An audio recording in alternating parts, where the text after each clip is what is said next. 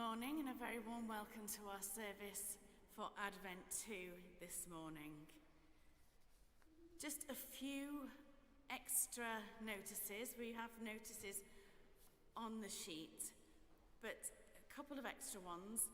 If anyone would like to sponsor a child to receive a gift off Santa, then please see Yasmin. The community are organising events where children will go to see Santa and get a gift. So if anybody would like to sponsor a child, please see Yasmin about that and she can organise that.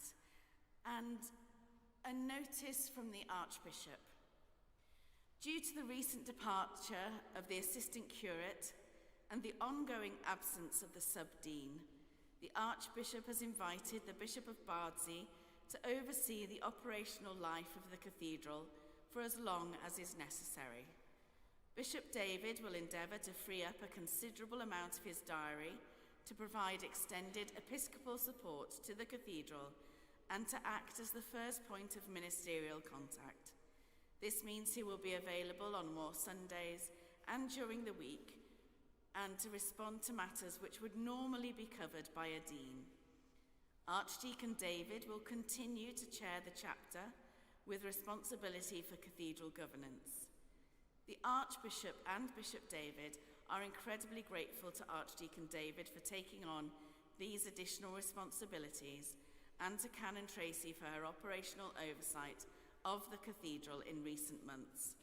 It is our hope that current staffing challenges will be resolved in the near future. Please hold in your prayers the cathedral's ongoing witness, mission, and ministry. So if you need to know more about that, then I think Bishop David will be with us very soon. So we begin our service with our sentence. You have raised up for us a mighty Saviour, born of the house of your servant David.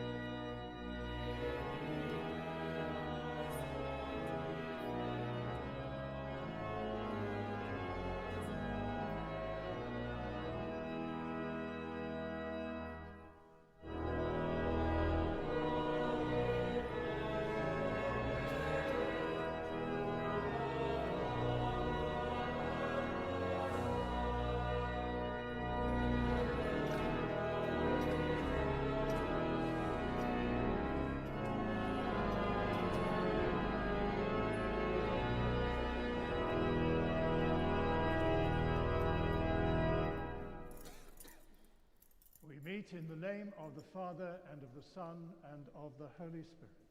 Amen. From the Christ who was, who is, and who is to come, grace and peace be with you all. And also with you. You have raised up for us a mighty Saviour, born of the house of your servant David.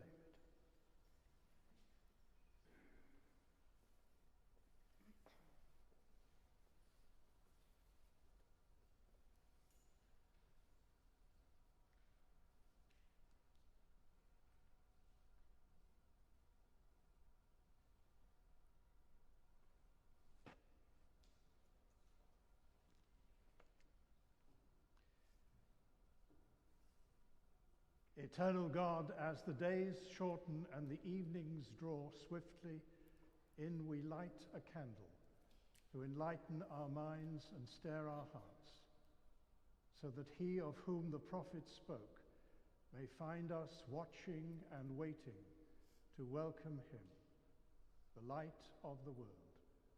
For he is Lord forever and ever.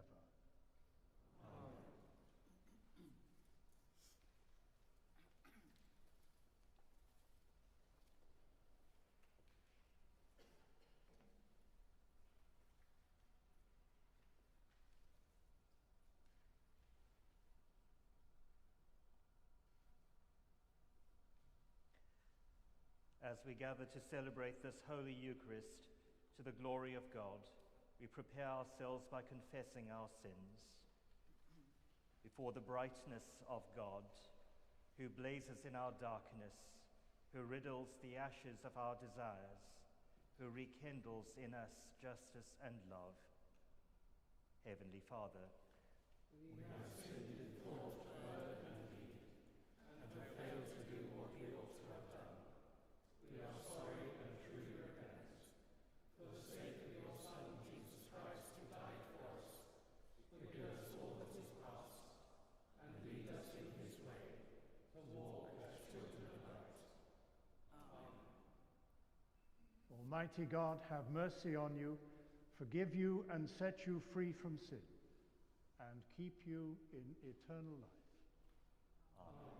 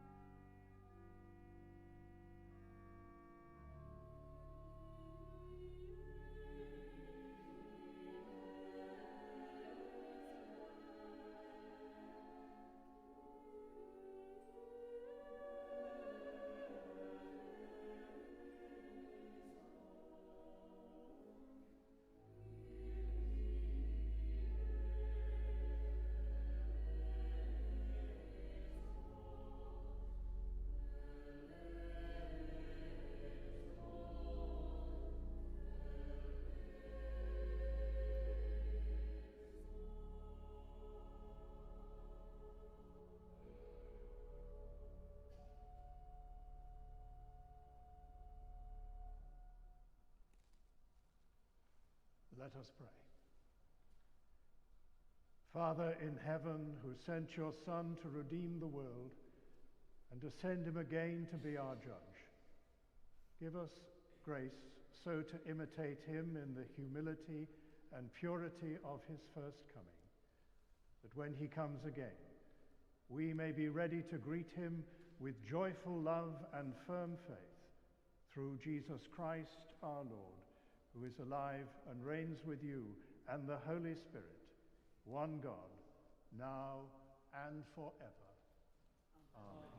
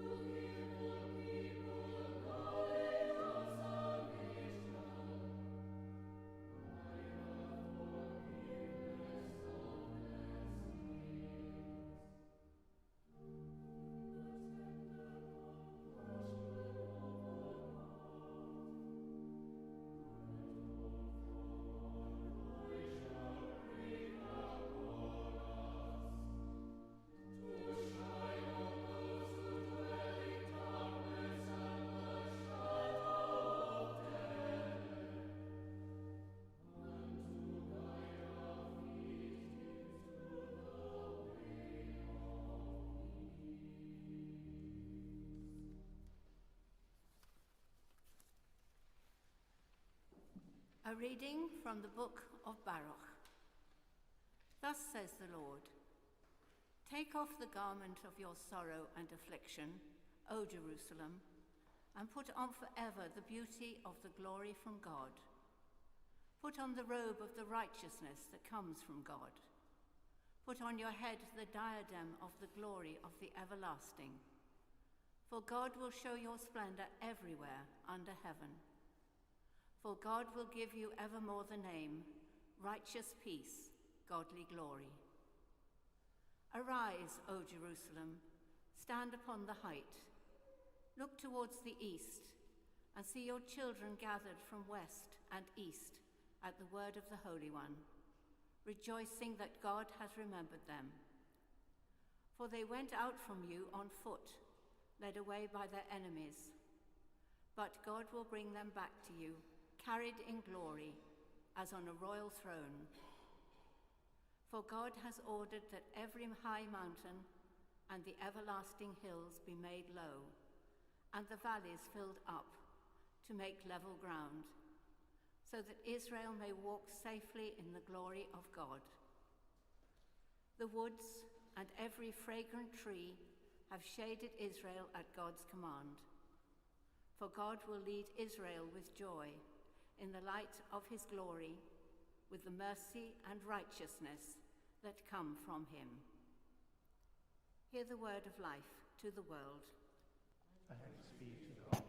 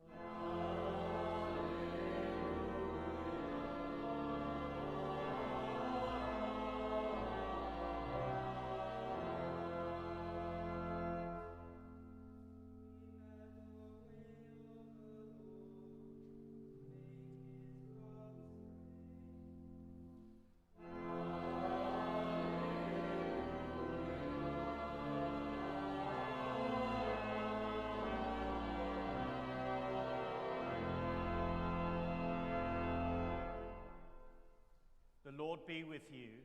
And also with you. Listen to the Gospel of Christ according to St. Luke. Glory to you, O Christ.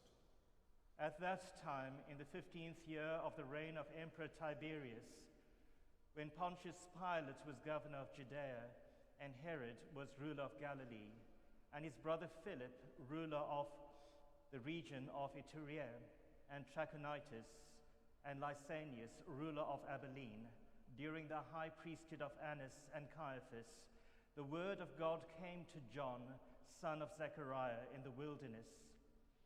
He went into all the open region around the Jordan, proclaiming a baptism of repentance for the forgiveness of sins, as it is written in the book of the words of the prophet Isaiah. The voice of one crying out in the wilderness, "Prepare the way of the Lord, make his paths straight. Every valley shall be filled, and every mountain and hill shall be made low, and the crooked shall be made straight, and the rough ways made smooth, and all flesh shall see the salvation of God." This is the gospel of the Lord. Praise to you, O Christ.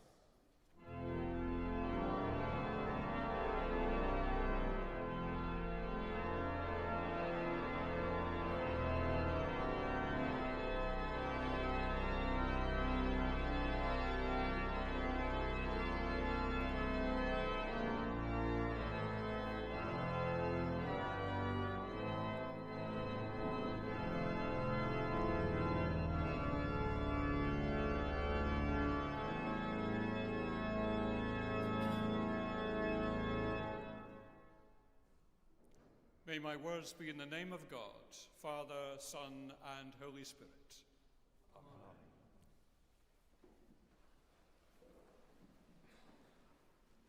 Our gospel reading today was somewhat unusual.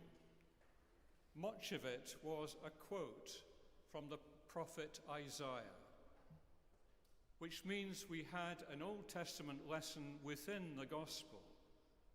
So to understand the message of the gospel, we need first to unpack what Isaiah was saying.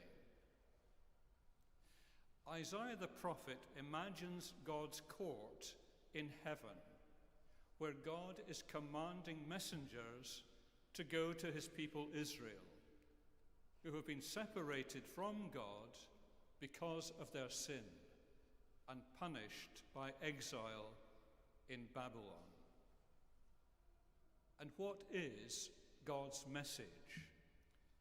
It's a message of forgiveness and an assurance that God will return to his people.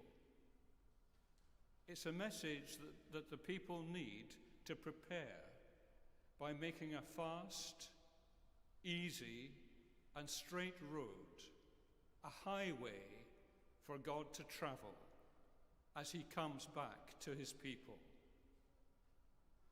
This is exactly what happened in the ancient world.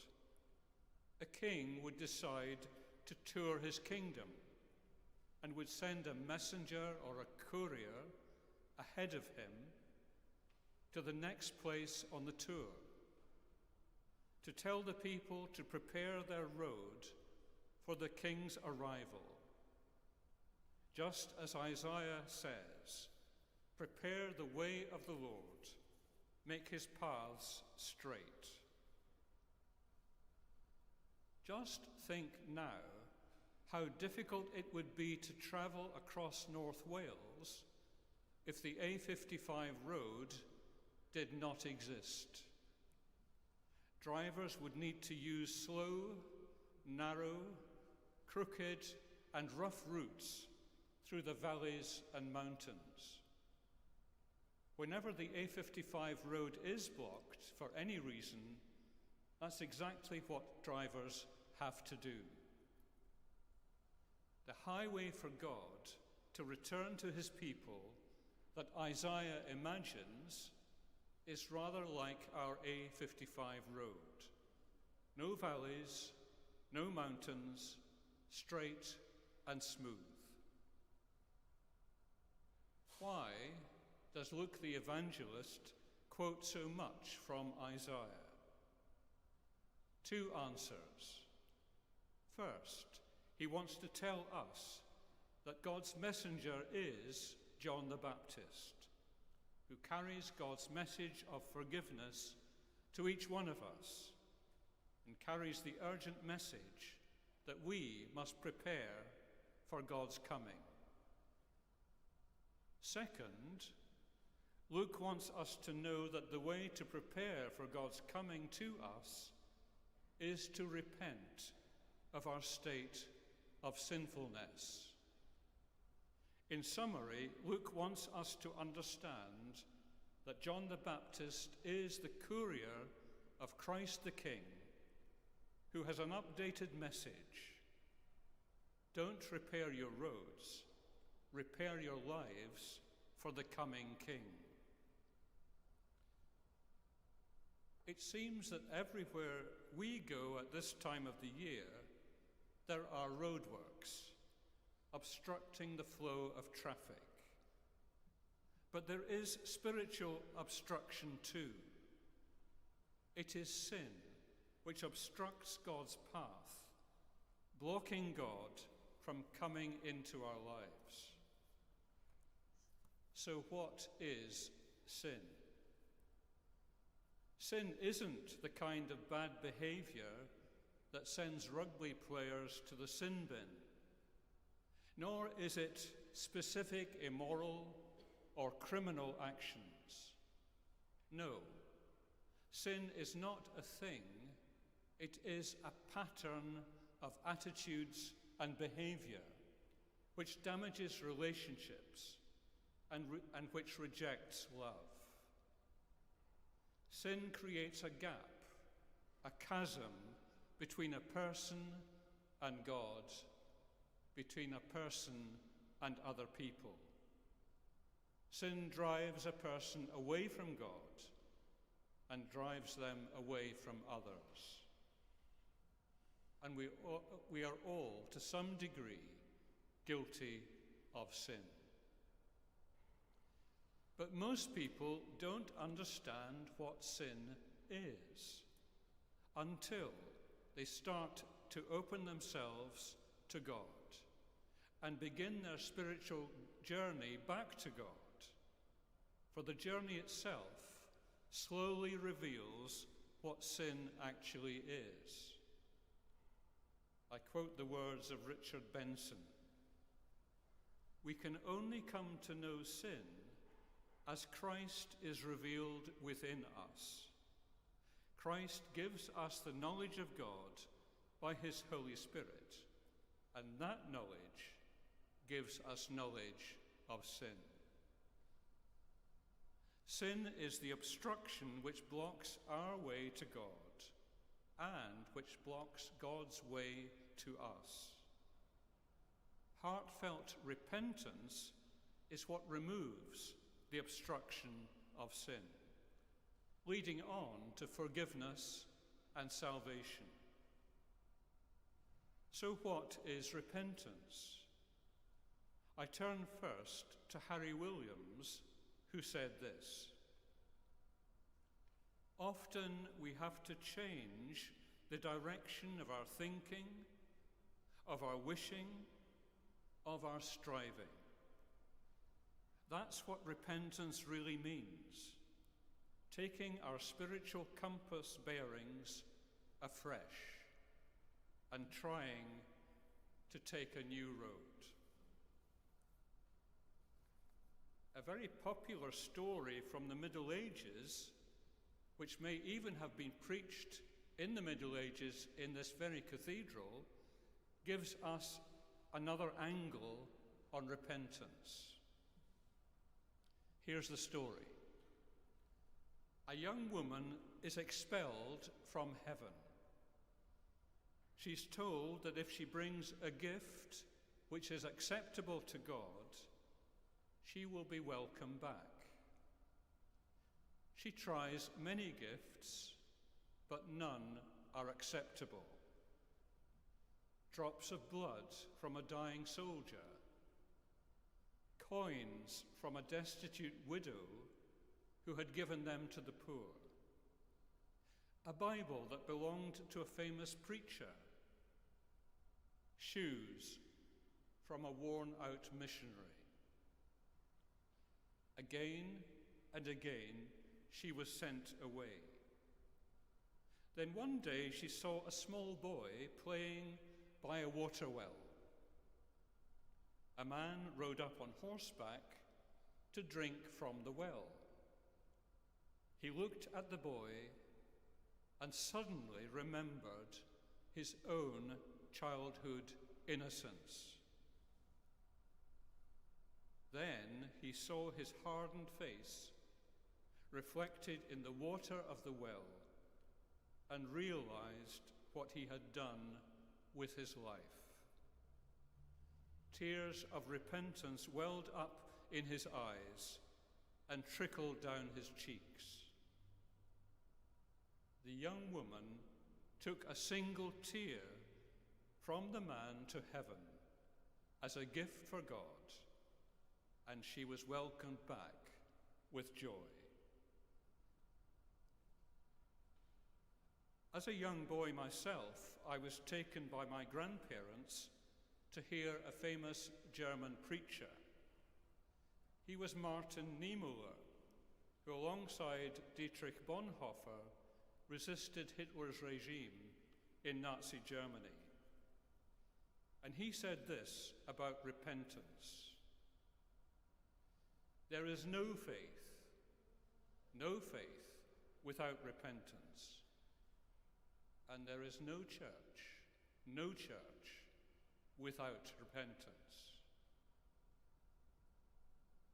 We focus today on John the Baptist as Christ our King's messenger, who sums up in his person the whole salvation history of the Old Testament, and who was the last of the prophets. John the Baptist's message is simple. We can only have salvation from outside of ourselves, and it is Christ the Messiah who brings it. But we must prepare for his coming by repairing our lives, which means recognizing our sin and truly repenting of it. That repentance is not the easy set words of a confession statement in church. It is deeply felt, profound sorrow and regret. Amen.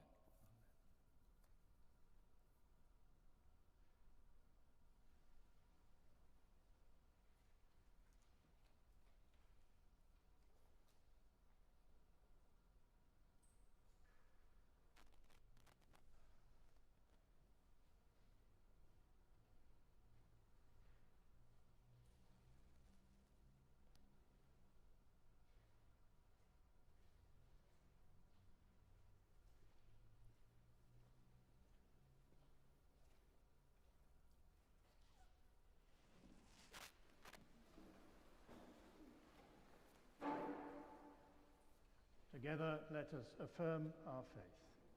I believe and trust in God the Father, who created all that is. I believe and trust in his Son, Jesus Christ, who redeemed humankind. I believe and trust in his Holy Spirit, who gives life to the people of God. I believe and trust in one God, Father, Son, and Holy Spirit. Amen. With all our heart and with all our mind, let us pray to God.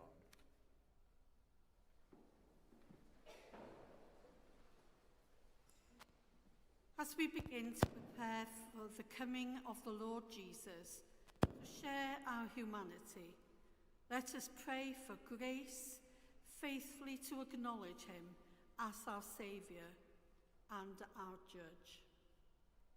God, in your mercy, hear our prayer.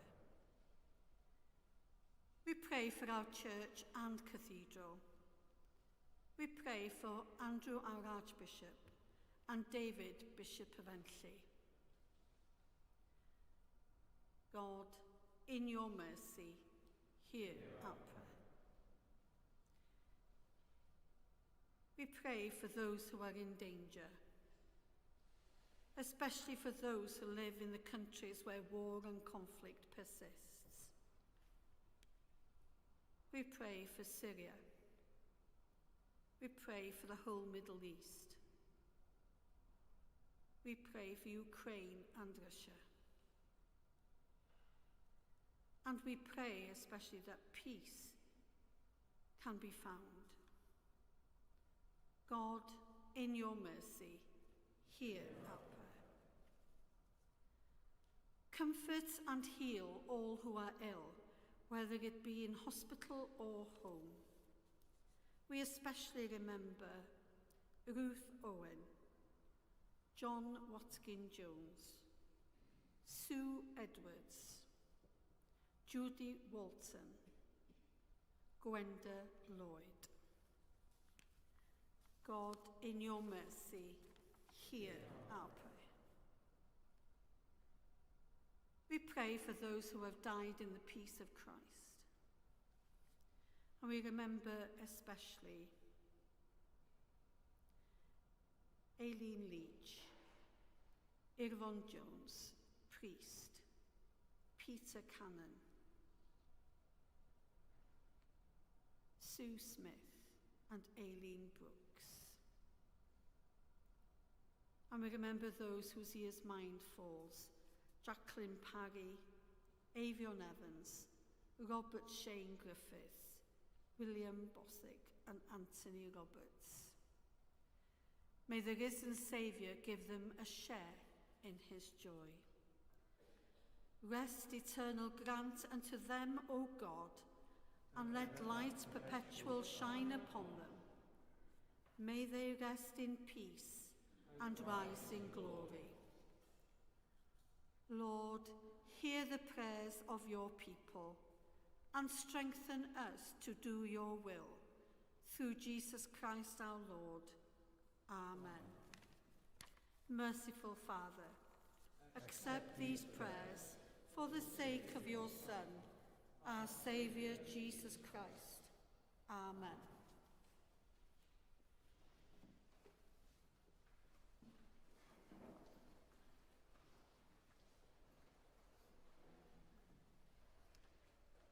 In the tender compassion of our God, the dawn from on heaven will break upon us, to shine on those who live in darkness, under the shadow of death, and to guide our feet into the way of peace. The peace of the Lord be always with you. And also with you. We share a sign of peace.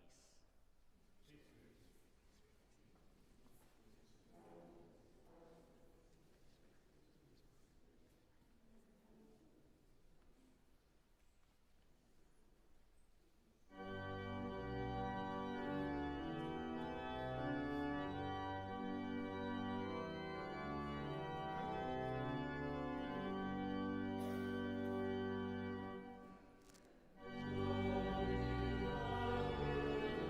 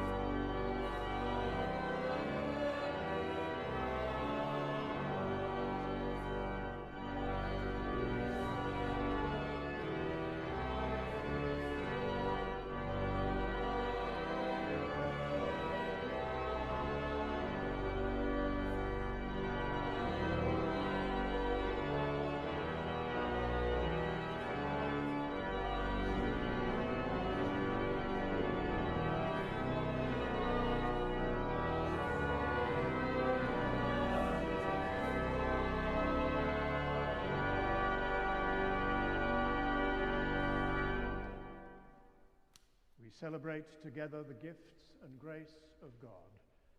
We take this bread, take this wine, and obey his command. The Lord be with you. And also with you. Lift up your hearts. We lift them to the Lord. Let us give thanks to the Lord our God. It is right to give our thanks and praise.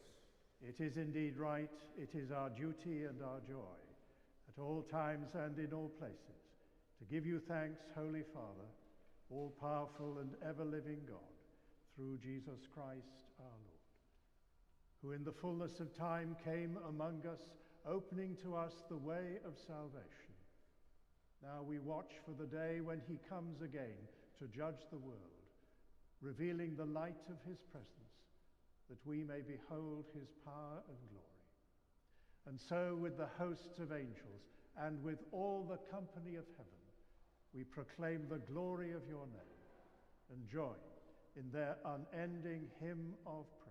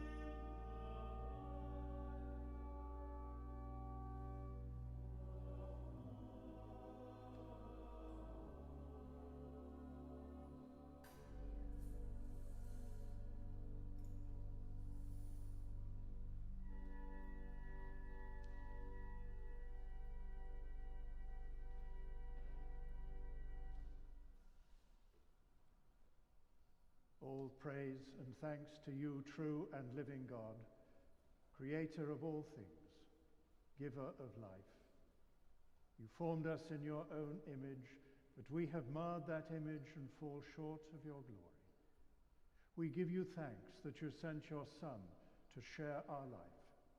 You gave him up to death, that the world might be saved, and you raised him from the dead, that we might live in him, and he in us.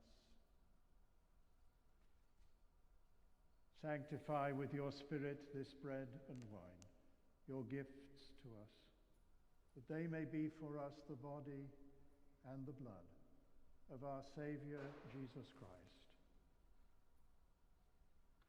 On the night he was betrayed, he took bread, and when he had given thanks, he broke it and gave it to his disciples, saying, "Take, eat. This is my body which is given for you. Do this in remembrance of me."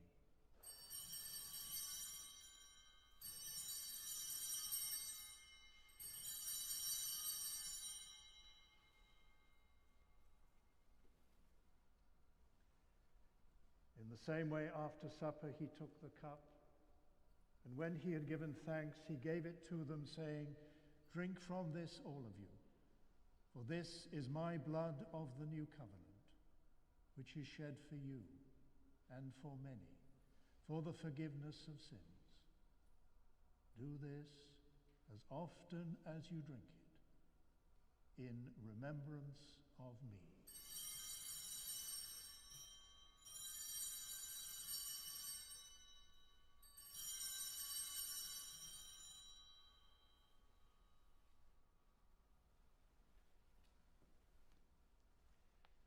Let us proclaim the mystery of faith. Christ has died. Christ is risen. Christ will come in glory. As he has commanded us, Father, we remember Jesus Christ, your Son, proclaiming his victorious death, rejoicing in his resurrection, and waiting for him to come in glory. We bring to you this bread, this cup. Accept our sacrifice of thanks and praise. Restore and revive your people. Renew us and all for whom we pray with your grace and heavenly blessing. And at the last, receive us with all your saints into that unending joy promised by your Son, Jesus Christ our Lord. Through him, with him,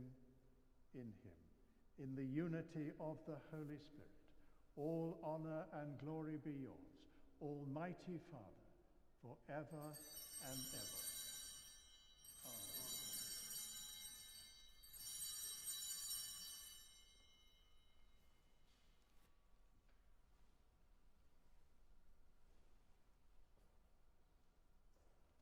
As our Saviour taught us, we boldly pray. Our Father, who art in heaven, hallowed be thy name. Thy kingdom come, thy will be done, on earth as it is in heaven.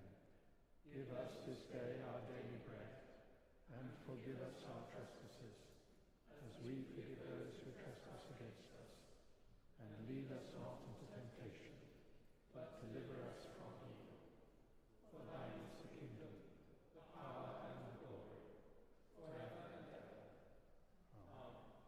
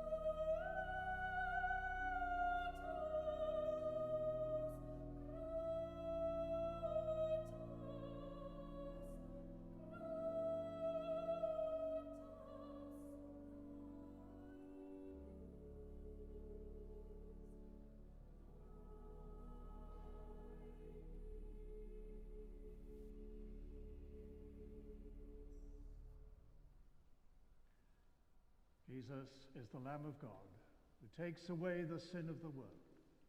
Happy are those who are called to his supper. Lord, I am not worthy to receive you, but only say the word, and I shall be healed.